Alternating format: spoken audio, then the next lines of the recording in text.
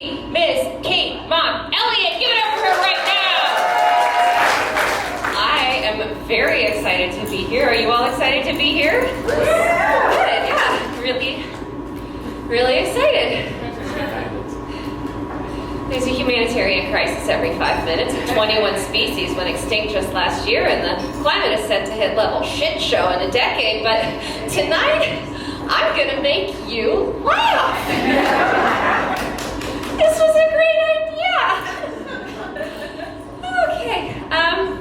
Yeah, I do enjoy laughing through misery, right? And I'm a relatively late bloomer to the comedy scene, but that's one of the reasons I love this venue, right?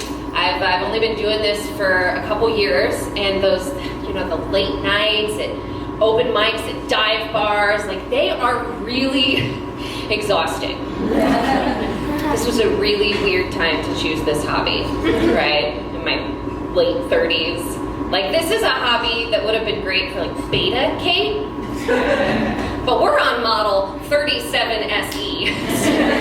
I run on white wine, mood lighting, and ambient sounds no louder than a babbling brook.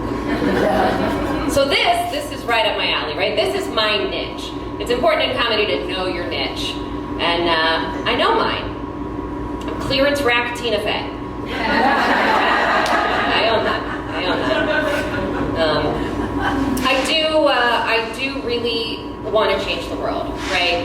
We look out at the world, it is what it is, and I want to change it for the better. So I reflected, I looked at the generations before me, and I said, what did they do to change the future? So I had kids, and now it's their problem. I mean, are there millennials out here in this crowd? Millennials, yes, thank you. I'm not wrong, am I? Right? Our parents, our grandparents, they created Earth Day, okay? We did. They taught us to recycle, and then they invented the Hummer. But it worked, right? Like, I am still painstakingly clipping up every little plastic six-pack ring that I get.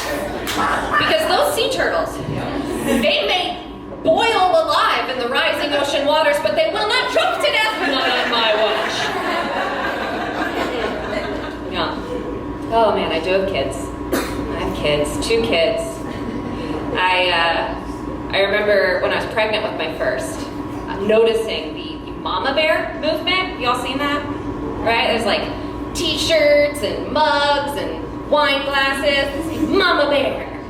And I think it's this idea that, like, once you squeeze a bowling ball-sized human being out your hoo-ha, that you are immediately filled with this primal instinct to protect, right? And I remember holding my helpless, tiny newborn at 2:36 in the morning, nursing her while she screamed at my chapped, bloody nipple, and wondering which animals eat their young. It's hamsters, by the way. So, look for it. I'm going to start the movement, the t-shirts. Mama hamster.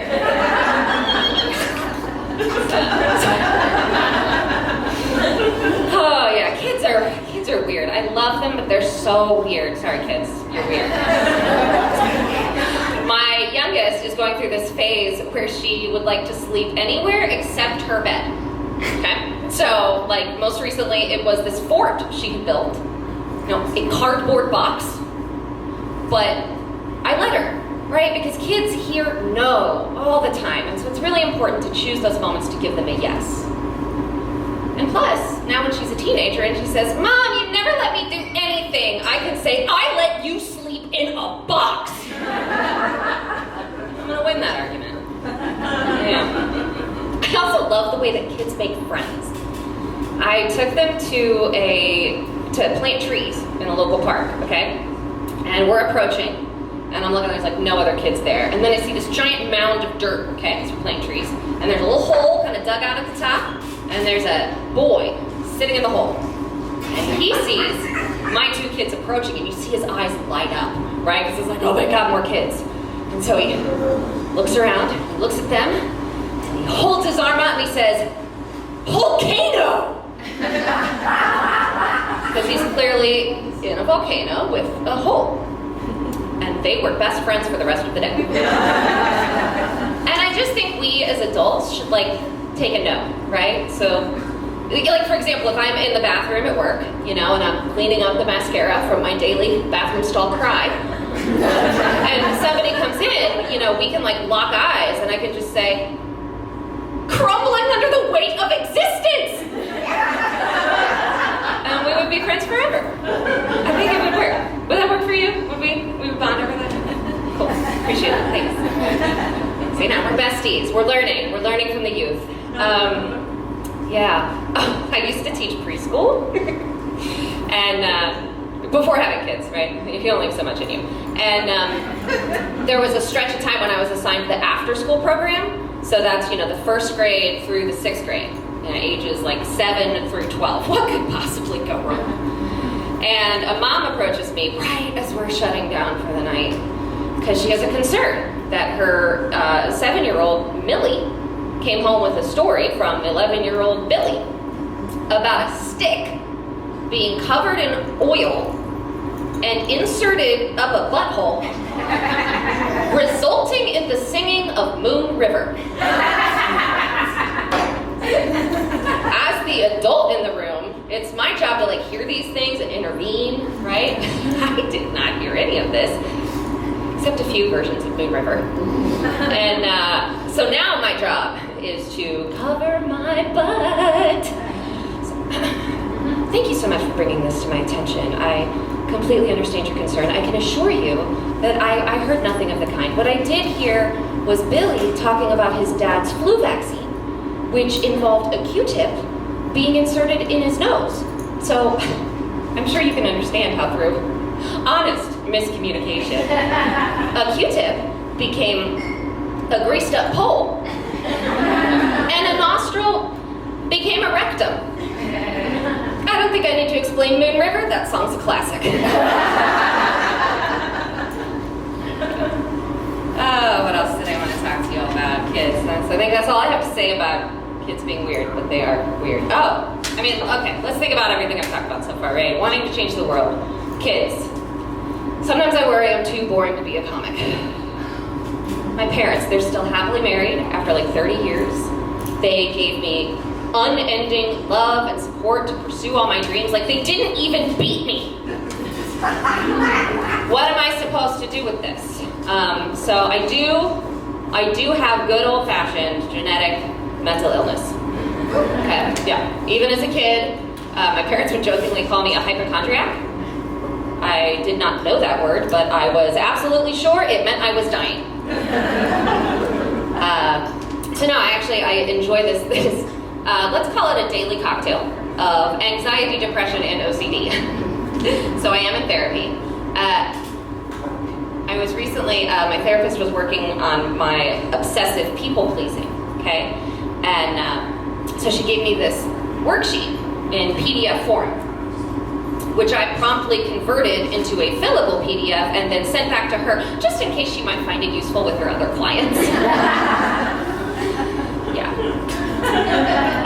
We do suspect that maybe I have something called cyclothemia, which if you haven't heard of that, it's kind of it's like diet bipolar.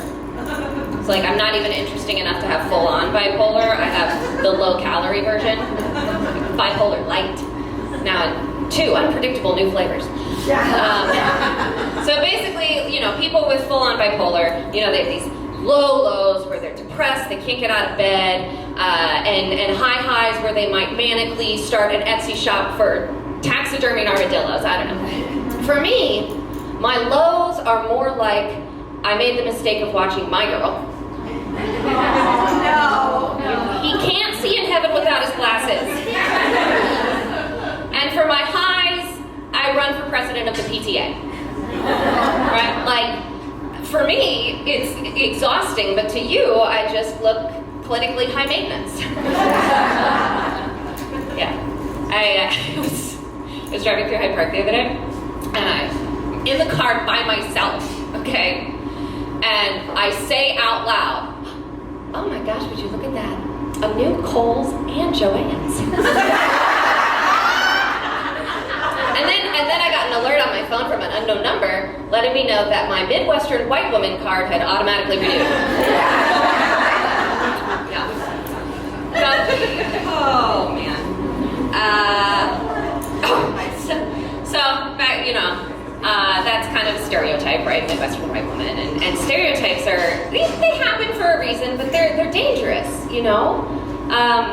Like, think about these gender roles, okay? They sold the heck out of those. Marketing team, A+, making us believe that the masculine hunter-gatherer, that's the hard work, right? Because, I'm sorry, have you been home alone with a toddler for 8 hours uninterrupted? By the 57th rendition of Twinkle Twinkle Little Star, a rabid saber-toothed tiger looks like a vacation. Oh, but it's the pressure. My family's livelihood depends on me. Oh yeah? Well, my family depends on me to clean the feces off of every surface. Otherwise, we all get pink eye. Good luck fighting that saber-toothed tiger with pus in your eye. Yeah. That joke's built on a lie, y'all. I'm sorry. I got them clean. In my marriage, I am the one who goes into the office, and my husband stays home with the kids. And I really valued that, having 2 daughters. Like, it was so special for them to watch their dad cooking the meals, cleaning the house, and watching their mom come home and saying, "Hello, doll. What do you mean dinner's not ready? Fetch me a drink. What did you do? Eat bonbons all day? You'll ruin your boyish figure. Get back in the kitchen where you belong." That's equality. It's important for them to see. Yeah. So, forgive this question. Who all is, actually, I just got my light, so I'm not going to go into this other whole sidebar I was going to go into, and we're just going to stick to, who out there's married? We got married couples out there? Yeah, marriage is great. It's fantastic. I've been married for 15 years. Love it. It's great. But, there are times when it becomes clear we've been married for 15 years, when people could listen blindly to what I'm saying and not be able to tell whether or not we are having marital relations or shopping at Target with our kids. So for example, no, we're not getting a toy today. You got it. Hold on, I could use some more wine. I need a lot more lotion. I really don't think we need a toy. Should we get candles? Let's get candles. Hold on, don't move, I'm coming. Don't even think about putting that there. I said don't move, I'm almost finished. Okay, fine, get a toy. Someone else can be the people pleaser tonight. I'm Kim Kelly, that's it. Give it up for Stacey.